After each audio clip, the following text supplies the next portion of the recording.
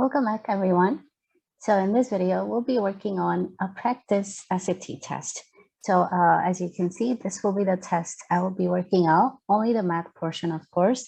So a PDF version of the test will be found in the description box. So you can open it and take the test on your own, time yourself, and then you can check it with me. Also, I will be starting with this test first. So this is the math test with no calculator. You'll have 25 minutes for 20 questions. Well, let's start. So here's the first question. We want to find if x minus 1 over 3 equals k, and if k is 3, what is the value of x? All right, so let's go ahead and plug this in to k. You have x minus 1 over 3 is equal to 3 since k is 3. We cross multiply them. You have x minus 1 is equal to 9. Add 1 to both sides, you get x equals 10. So the answer to this part will be D. For the second problem, for I equals square root of -1, what is the sum of this? Okay, so we're going to go ahead and combine like terms. Feel free to remove the parentheses. You have 7 plus 3i plus -8 plus 9i. So 7 and -8, that's a like term. You get -1. And here 3i and 9i, that's a like term. You'll get 12i. So our answer is this one right here. All right, moving on to the next problem is number 3. So on Saturday afternoon, Armin sent M text messages each hour for 5 hours. So that's for Armin. And Taryn sent P text messages each hour for 4 hours. Which of the following represent the total number of messages sent by these people? All right, so for Armin, he's sending M messages, a total of 5 hours. So that's going to be that. And for Taryn, we are sending P messages each hour for 4 hours. So that's going to be that. So the total would be, to add them up. So that's going to be 5M plus 4P. So that's going to be our answer for this one. Moving on to the next problem. Katie is a repair technician for a phone company. Each week she receives a batch of phones that need repairs.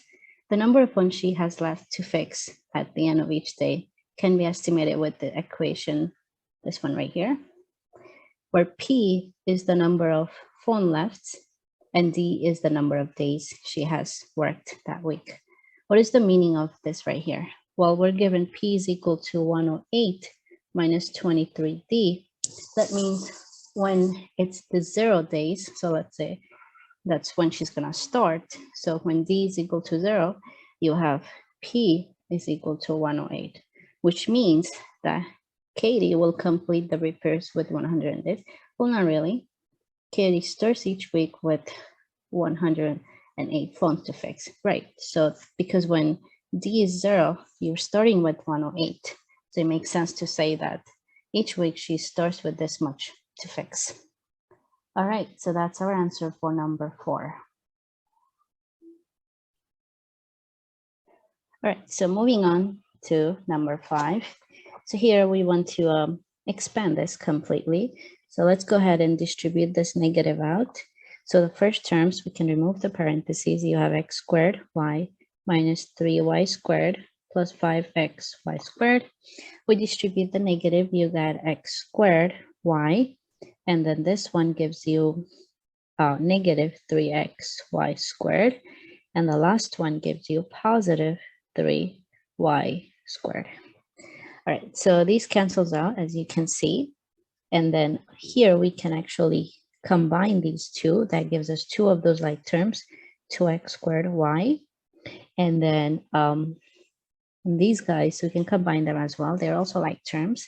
That would be 2xy squared. So it looks like our correct answer is that one. All right, I hope this is making sense. Moving on to the next problem. So here a pediatrician uses the model above to estimate the height of a boy in inches in terms of the boy's age A in years between the ages 2 and 5. So the age A is between 2 and 5. Based on the model, what is the estimated increase in inches of a boy's height each year? Well, this is a linear function. So that means if you pick a value for A between 2 years to 5 years, there will be an increase by this much A, 3, because that is our rate of change. So the correct answer would be that one. It's a linear growth, and the growth goes by up 3. All right, so moving on to the next problem, we're up to number 7 right here. So for this formula, we're looking to see which of the following gives P in terms of M, R, and N. So you're isolating for P.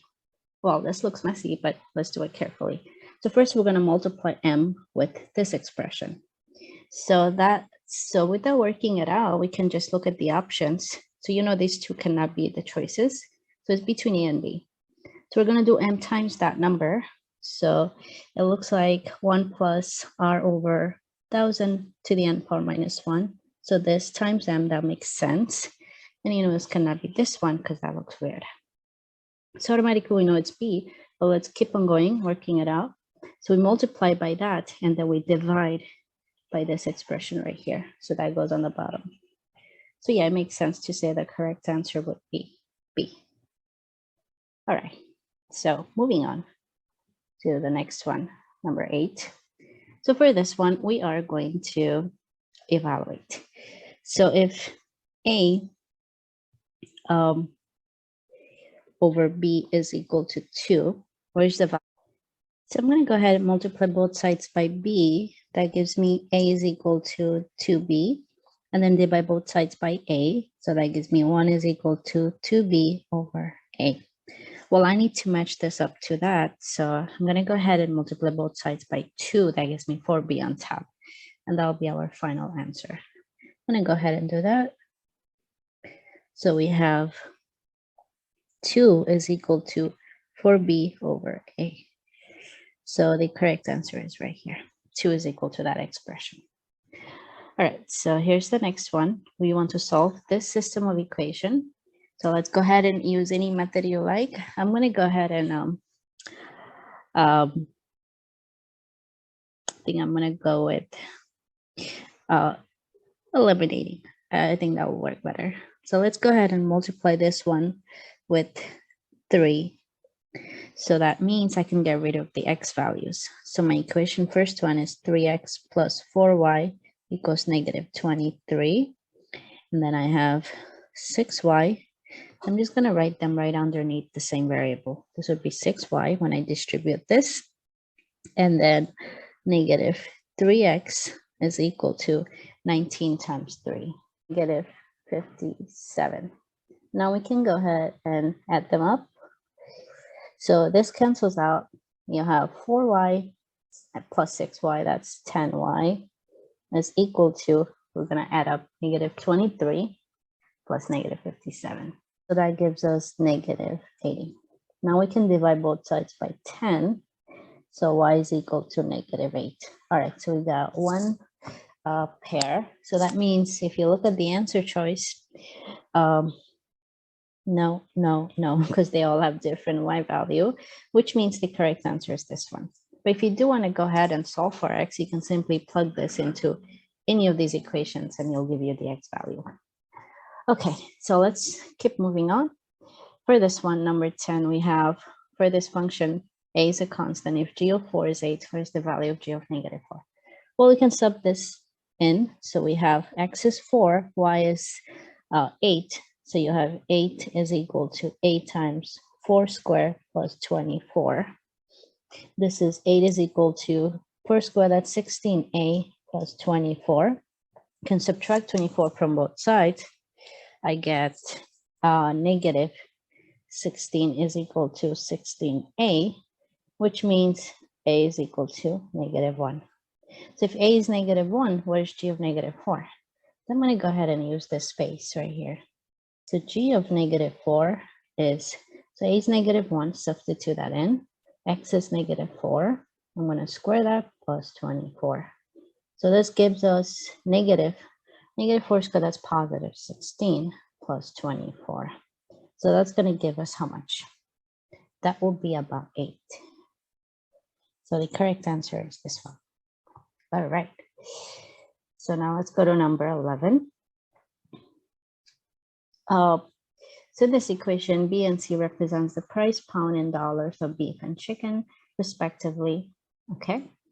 X weeks after July 1st during the last summer. What was the price pound of beef when it was equal to the price per pound of chicken? So we set them equal to each other.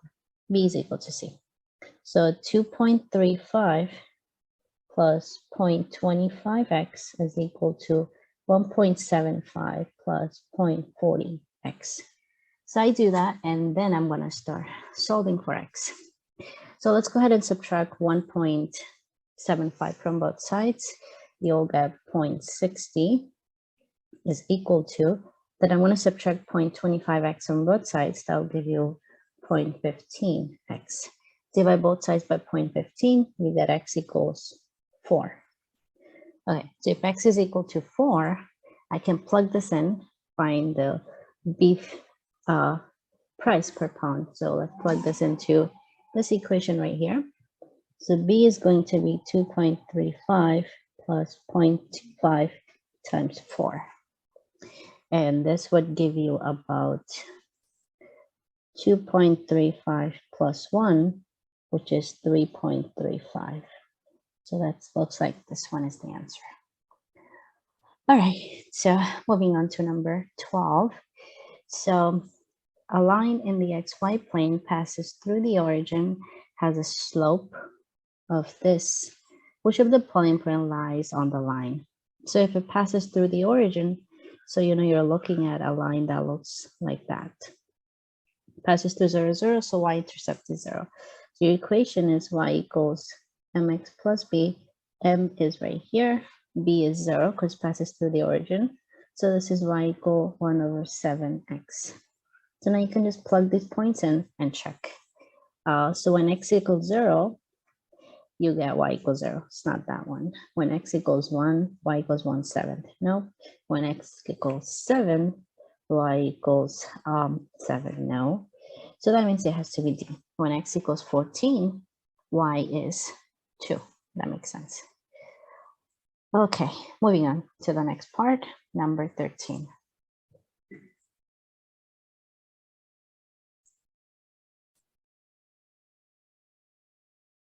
So which of the following is equivalent to that?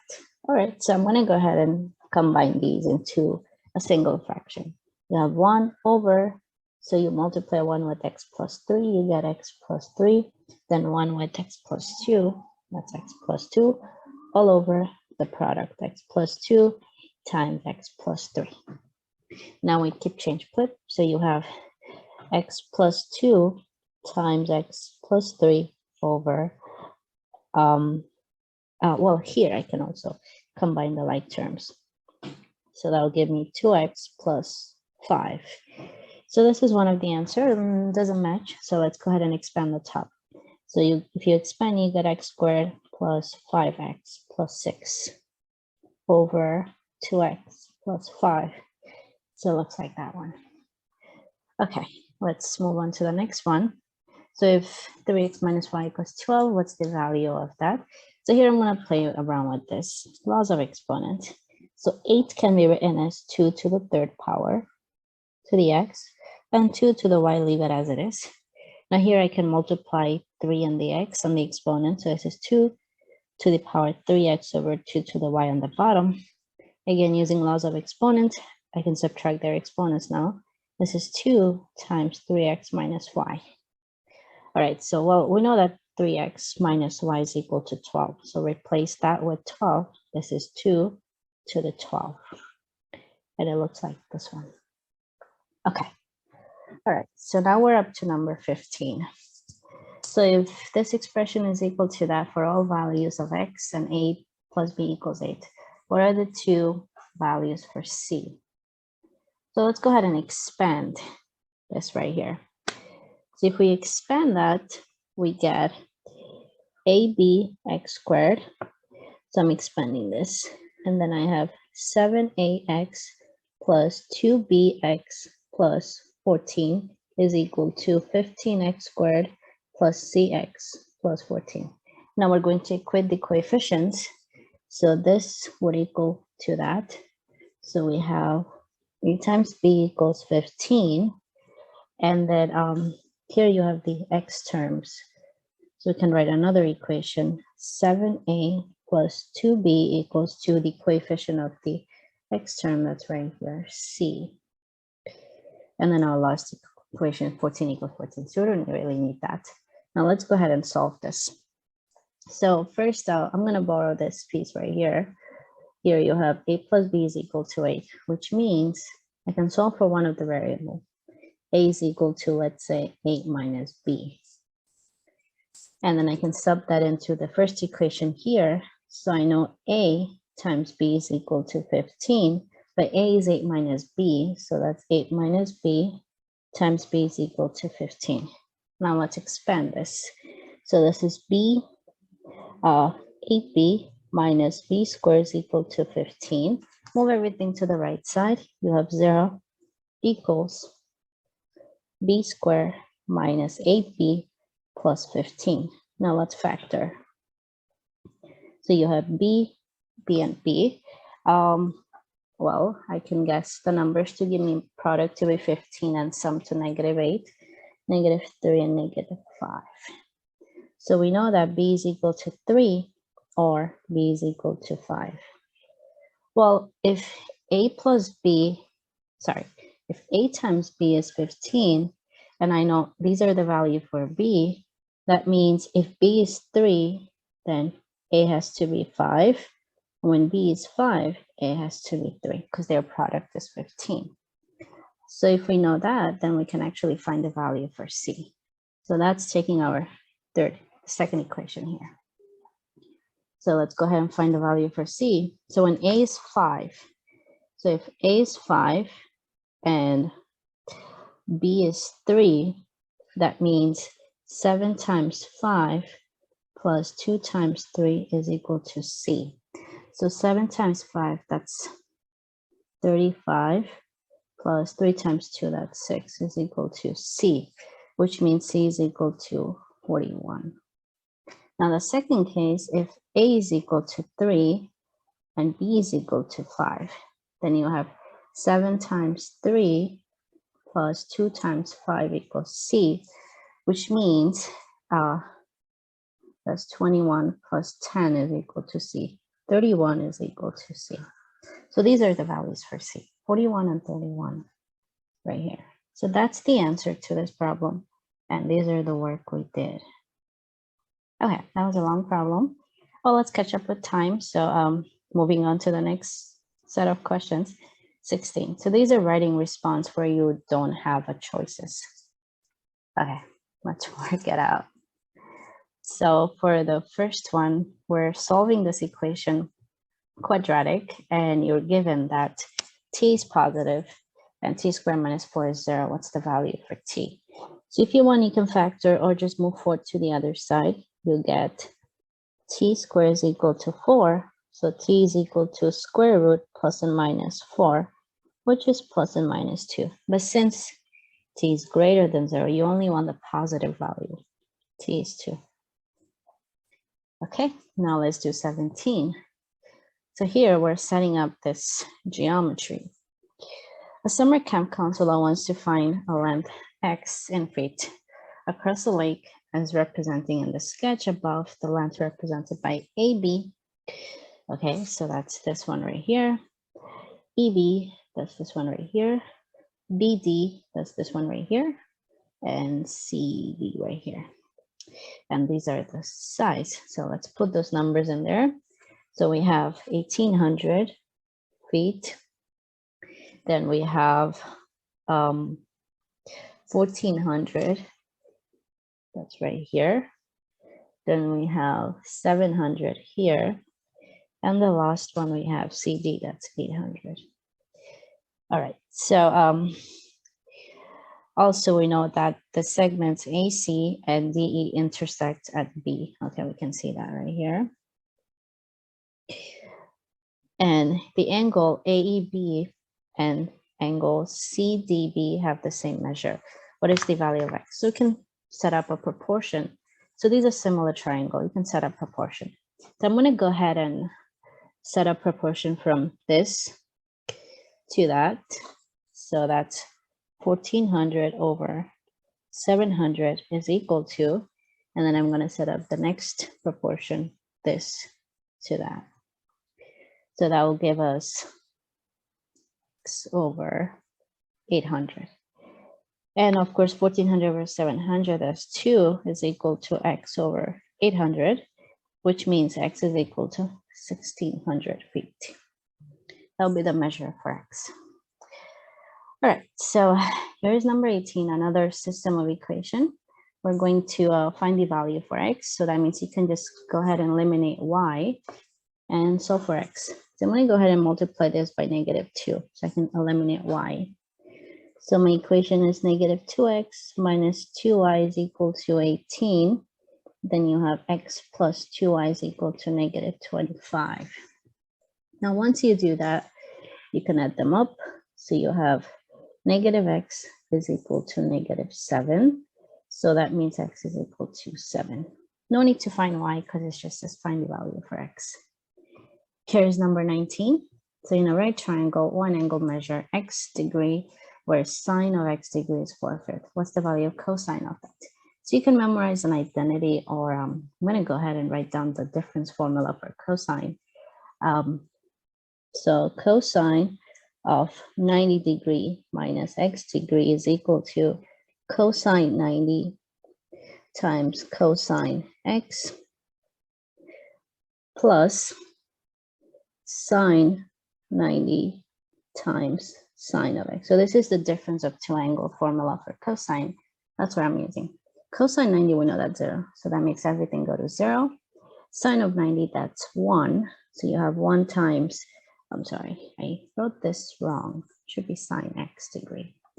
And this would be sine of X degree. Well, we know sine of X is right here, 4/5. So this is simply 4/5. So the value of cosine 90 degree minus X is 4/5. All right, so here's our last problem. Then we're done.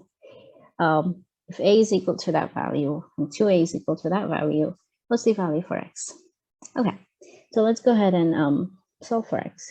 You have 2A is equal to square root of 2A. Sorry, 2X.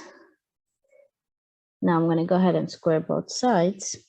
That gives me 4A squared is equal to 2X. Divide by X, you have 2A squared is equal to X. So now plug in what A is, then you have your X. This is 2 times 5 times square root of 2 squared, which is 2 times 5 squared, that's 25. And square root of 2 squared, square root cancels out, that's just 2. So this is 25 times 4, which is 100. So X is equal to 100. All right, so that completes this part of the practice. I hope this helps.